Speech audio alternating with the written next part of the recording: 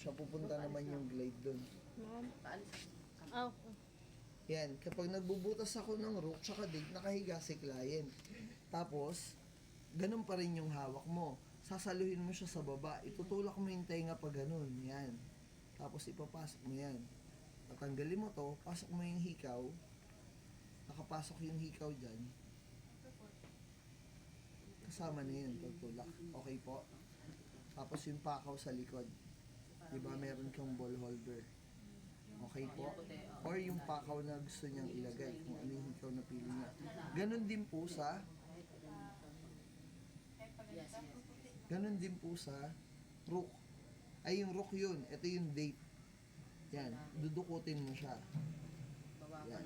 Okay po? Ganon din. Yung pagbutas. So, lumalaban to kasi rubber.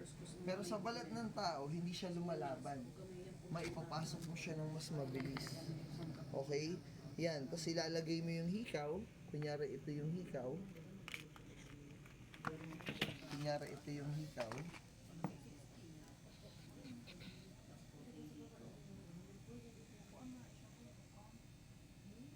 Yan, nakapasok, diba?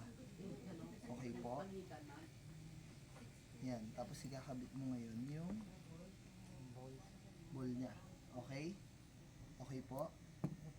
May mga tao din sir na hindi sila pwede sa date and breath, diba? Oo, depende sa tayo ngayon eh. May mga tao kasi sobrang liit